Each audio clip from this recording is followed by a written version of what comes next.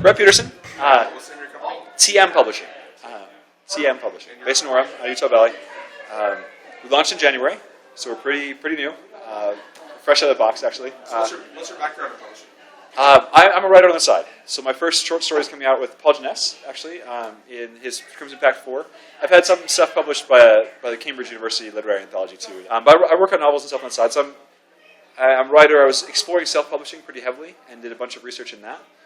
But really my background is more in entrepreneurship and sociology and business, people, right? And that's I guess maybe that's why it's important that publishing is so accepting, because I studied class conflict all through my school career. I did an entrepreneurial team for a telecommunications project in Ghana. I was a semi-finalist in People Use Social Venture Competition this year, actually.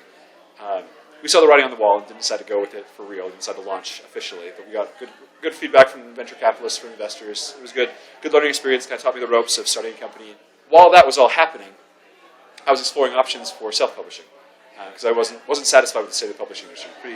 Pretty dissatisfied, frankly, with how contracts are written, with how royalties are divided, with how marketing is handled, with pretty much everything, actually, which is why I was looking at self-publishing. That's become a viable option in the past 5 years. And Amazon's really changed the face of the playing field in publishing. But as I got into it more, and I was talking with a friend about it, as I was starting this other company, or looking at starting this other company, doing this other entrepreneurial project, this other writer friend and I were talking about, it wouldn't be that hard to start a company and do it right? Just like publishing can add a lot of value to writers. There's a lot of expertise that you can bring to the table that makes it easier for everybody, right? But you can't go about it the same way. You can't be exploitative. You can't be monopolistic. You can't have scuzzy contracts, right? You can't have contracts that ask the rights of your first right to your work for the rest of your life, right? Which are in contracts. It sounds incredible, but that the publishing house owns anything you write forever? What? No, that's horrible, right? No other industry gets away with that kind of nonsense. And so we were talking about, we had this conversation, and it hit me then, this is back in December, it hit me like, we should do this. And because I was plugged into the writing community, I had friends who were freelance editors who were working in other short story fiction magazines. A lot of people at Leading Edge, the nice semi-pro short story magazine. So I had some people who had some experience there. I knew people who were editing books and novels for, like I said, freelancers mostly.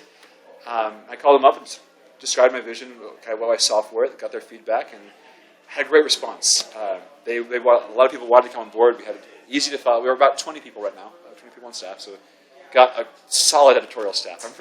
We're young professionals. Nobody pitched Stephanie Meyer's book, or we're not David Wolverton, right? Like, we don't have those chops yet, but we're solid. I feel like my editorial staff is actually really good. I'm happy to have them. I'm actually really happy to have them. They're pretty awesome.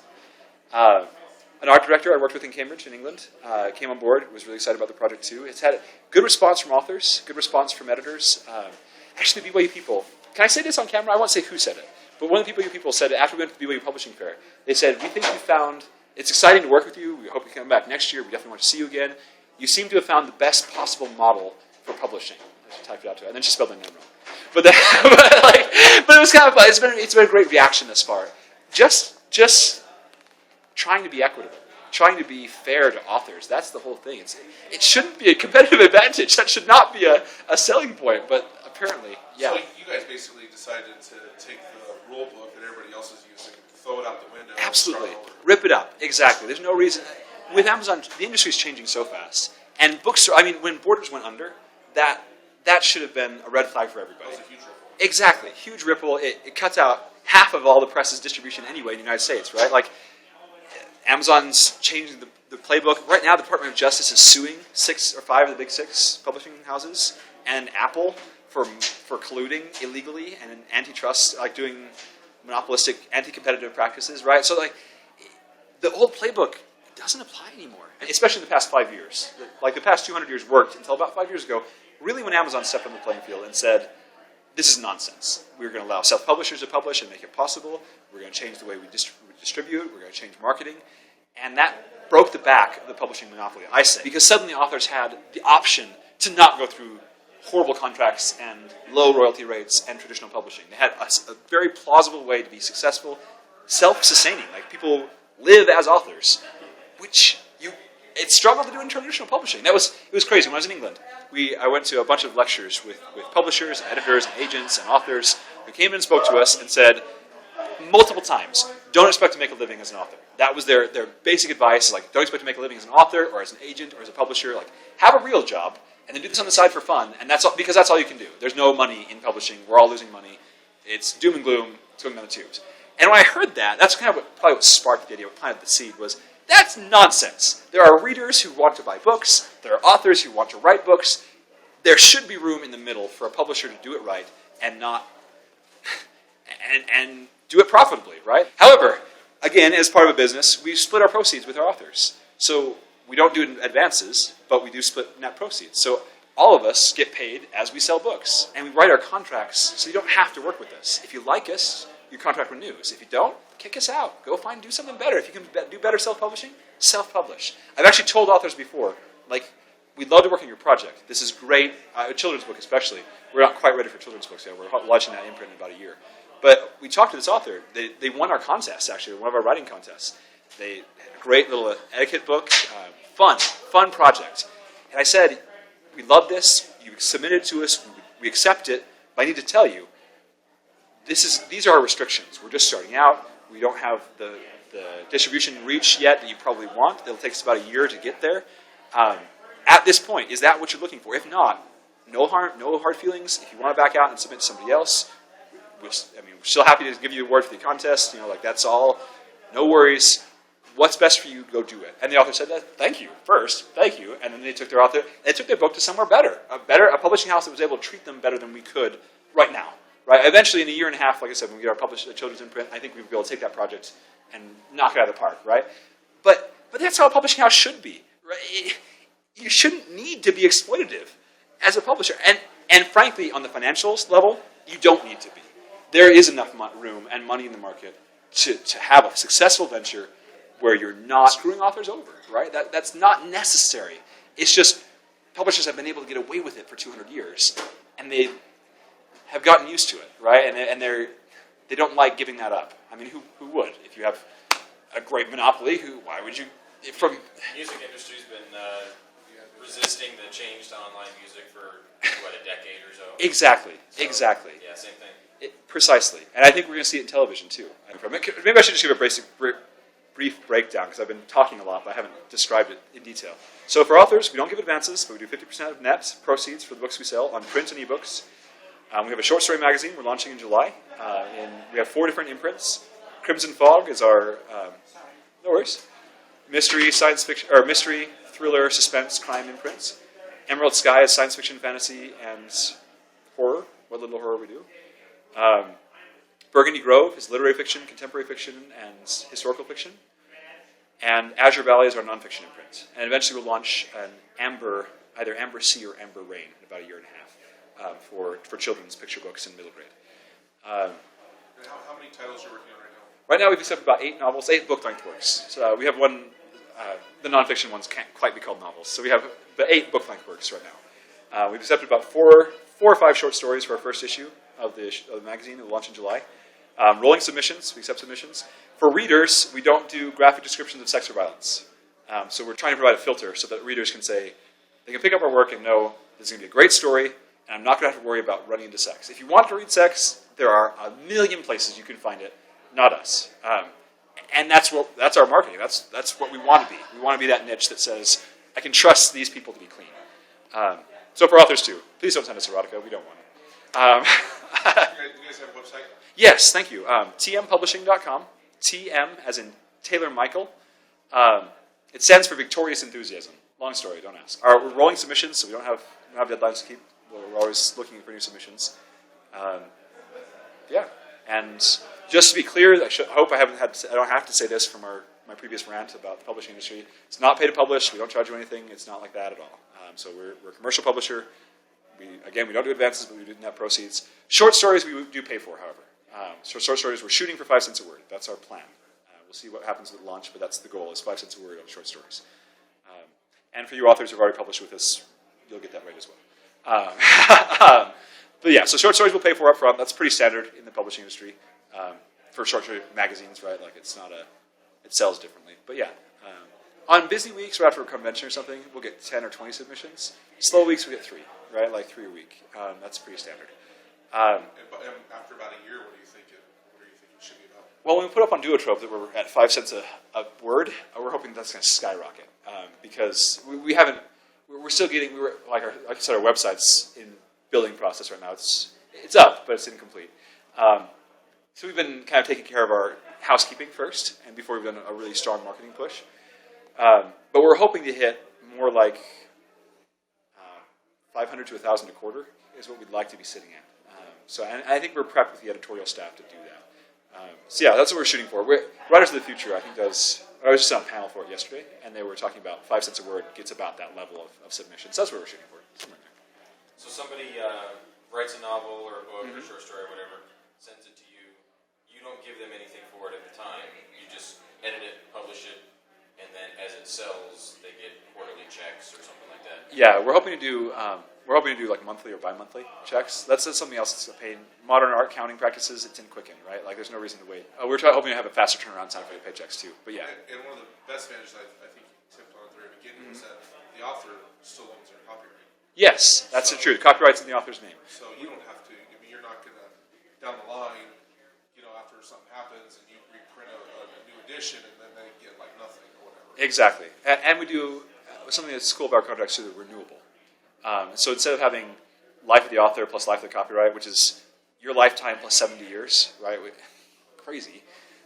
We own the book for 10 years, in 10-year segments. If you like what we did for the first 10 years, then it automatically renews. If there's a problem, you tell us, and it stops renewing after 10 years. So if we haven't made your book, if we haven't done anything with your book in 10 years, we're probably not going to do anything with your book, right? I mean, any publisher, not just us, but like if a publisher hasn't made it happen in 10 years, odds are it's not going to take off afterwards, right? Or if it does, it's not because of them, right? Like they've already done their job. So the book was just ahead of its time. Or something. Exactly. Like if you're, I don't know, a famous author who dies and suddenly their work goes crazy, right? I mean, those are mostly artists, I guess, but it happens with authors too sometimes. That's not the publisher pushing your book either. They don't. Yeah. So that's something that's cool. Our contracts renew, and for rights, for the book contracts, you tick the boxes that you want us to have the rights for, and the ones that you don't, you just don't give us the rights to, and we don't market them. So if you think you can do a better audiobook than we can, keep the audio rights and do it. I mean, great, whatever. That'll sell more books for us too. It benefits us in the back end, but mostly it stops us from being scuzzy, right? Like we don't want to be exploitative. Ditto with film rights and translation rights. We have translation and audio and film departments, but if your brother owns Lionsgate Entertainment, don't give us the film rights to your book, right? That's ridiculous. Yeah, that's kind of our philosophy. Because I'm a writer, I'm kind of trying to create the publishing house I would want to work with as a writer. And like I said, there's room in the market for us to do it profitably. There's room in the market for us to have a great company, a thriving company with our employees, everybody eating lunch, right? Like everybody getting paid. That's not exploitative. That's not just painful to work with. And that, yeah. One of the things that I've noticed since doing stuff like this is, in personal life, of contacting people who you would think are so far above you that they wouldn't even mess with you. Right. They communicate. That's what I've Which just. is incredible. Yeah, it's awesome. It's been really refreshing. I think in publishing especially, it's a great industry. J.K. Rowling, I think, is a perfect example. In publishing, everybody's your equal. Like, your next multi-billionaire bestseller is the waitress at a little hippie cafe in Edinburgh, right? Like, that, like, everybody, we're all the same, we all put our pants on one leg at a time, right? Like, I love that saying. That's a weird saying. But I love it because it's a nice reminder that, and generally speaking, I've liked being in this industry because I think you're right. Most people here get it. Nobody. Occasionally, you run into somebody who's snooty, but 99.9% of people I've met here have been just down to earth and a lot of fun to talk to, and nobody's snooty. Everybody's friendly. Everybody's been a starving student. We've all. It's just really it's a nice esprit de corps in publishing that I didn't expect coming into it from a business side. That has been fun. I really like it. I love coming to conventions. It's my favorite part of the job because of that. Because people are so down to earth and just accepting. And yeah, it's awesome. So some of the books you're working on right now, can you tell us what the titles and the authors? A little bit. We still have working titles, so I'm not sure what the end titles will be. We're still doing substantive editing for all the stuff we're doing. We have one that's I was pitching in another podcast today. It's a high fantasy piece about where magic is life. And so as people use and abuse magic, it causes things to grow or be born or die, which I thought was a kind of a cool idea. I mean, I've heard some things like that, but never to the extent that this author took it. The working title for that one's, I probably won't be able to say it, but yeah, I'm looking forward to that one. That will probably be where our first launches. We have another one that's a military fantasy. Imagine, I don't know how to describe it. Tom Clancy meets Tolkien is how I've talked about it before. That's probably a good way to put it. We picked up another one that's a biblical fiction piece about the wife of Job, her story, which is kind of an interesting take. A different genre, certainly, than fantasy, certainly than we usually see at Conduit. So, Conduit viewers. I talked about fantasy first, right? So that counts, yeah? We picked up a mystery story that's kind of, maybe cyberpunk, like borders on cyberpunk, but kind of a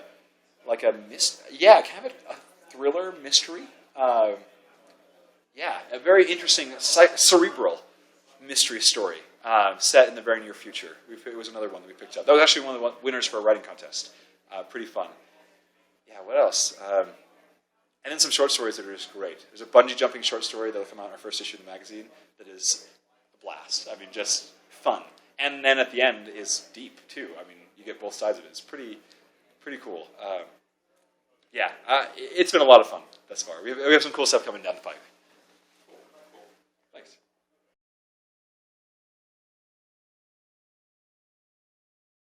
Because I think there is a stigma in self-publishing still, and I've heard it from people that I know that write. Yeah, exactly. Like, oh, they're self-published. That's crap. Exactly. It's like, well, that's like saying what your kid drew was crap. Yeah. As a parent, you love it because your kid drew it. Exactly. It doesn't matter what it is. But it's like that when you write a book. This is my book. I love this because I put me into this. Exactly. And then to have an editor, send it off to a big publishing company and go, this is crap. It's like, okay, so you're saying I'm crap. Right. Like, you don't have to be rude about it, certainly, even if you can't publish it. Yeah. So to have an opportunity where someone can be in a situation like you, it kind of sounds like what you're doing. Yeah. It's taking the book and going, hey, we like this, we would like to publish it, there's a few things we'd like you to change. Exactly. If you would. Yeah. And then you still give them the option to, it's not like they lose their option of going to self-publishing. Exactly. Or something better. Like, I have come to the conclusion that either you can try to force people to do things, and that works to a point, right? Like, you can coerce your way through life, right? And you can try it, and people do it and live out their lives that way.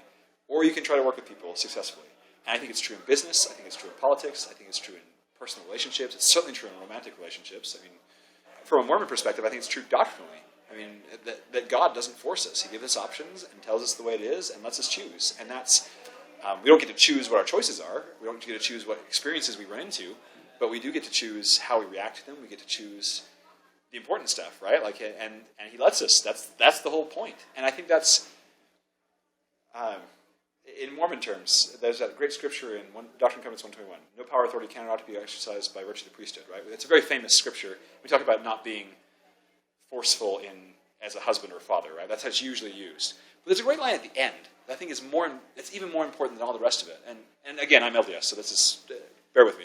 But that without compulsory means, your kingdom will flow to you forever and ever, right? That without forcing stuff, that it will come to you because it wants to, right? That we go to God not because we have to, but because we want to. We enjoy His company. We enjoy His love. We enjoy His presence. And so we choose to go with God. Not that we get kicked into heaven, right? That's not the way it works. I think that's a life philosophy that we're trying to represent here in this company, is that either we can try to screw over authors and say, publish with us or die, right? Like, if you don't publish with us, then you won't make any money, that you won't have good cover art, that you won't whatever.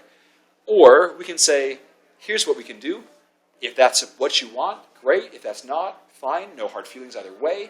If we think we can do it profitably, we are doing it profitably, right? Like that. So we're covered. And if we couldn't and we had to bow out of the market, that was an option too, right? Like my first 3 months, or as I was running the numbers for this, I was looking at it and saying, is there room for us? Can we do this profitably? Can we do this and make a living at this job? Like, to do it right and still make a living? And the answer is yes. So we're covered, right? Our side, we're good. The point is that do you go through life trying to force your way into what you want, or do you go through life pursuing what you want while respecting other people's choices? And I think that's, and I personally believe, and so it's an issue of faith, but I personally believe that wins out every time in the long run. That eventually a monopoly is broken. Eventually somebody eats your lunch. If your people don't want to work with you, then somebody is going to steal away your customer base, right? Like you see that in government. Eventually there's a revolution if necessary, right? To that point, it might take 100 years, but it happens. In a democracy, you get kicked out of office, right? And somebody else is put in. In a marriage, there's a divorce if you're forcing your way through. Or they choose to be with you, not because you're perfect, because everybody screws up, but because they want to be with you, right? I think that, like I said, at every level, I think it works with how people react to children. I think it works with, this is my life 101, like my life philosophy thing, I guess. But I really think that's the way we should be as people. I think that's what it means to, again, from my LDS perspective, I think that's what an important part of following Christ is, not just being kind, and as if that's easy. It's not just being charitable, but it's letting other people make choices and react to them, right? And letting other people, really respecting other people's decisions, I think is an important part of what God is and how we should be. And I think that's how to be successful, frankly. And not that things are easy, not that things always go your way, and not that you have the highest profit margins in the short run from letting authors leave, letting authors slip through your fingers, right? I mean, like, I would love to, I wouldn't love to, but it would make financial sense to, as soon, for example, some writing contests, as soon as somebody submits, the company owns that story. I mean, with an iron, like a manacle to the company, right? You can't escape it. Very, very tight clauses that keep you locked to them just from submitting. Even if you don't win, they own your work. You can do that, but eventually these people will find out and stop submitting to your contest. So in the short run, yeah, it makes great sense. But in the long run, you die. And everybody hates you because you're a scuzzy. And that's not how I want to live. That's not how I'm not perfect at this, but that's not how I want to, I mean, you hear my whole life philosophy. That's not how I want to live my life. And that's not how I want to do business either. And I think that's as true in publishing as it is in telecommunications, as it is in economic terms. You find acceptable terms of trade, right, where both people benefit. And when you can hit those mutually beneficial exchanges, I took an economics class, when you hit those mutually beneficial exchanges, both people should be better off as a result of interacting with you. Like you and the other person hopefully become better from your interaction. And if that's not the case, I think that something's very wrong if when you're interacting with people, that one of the two of you is worse off, right? That's awful, right? That's not how life should be. And that's not how business needs to be. It's not how it has to be, certainly, and it's not how it should be. And that's where we're coming from.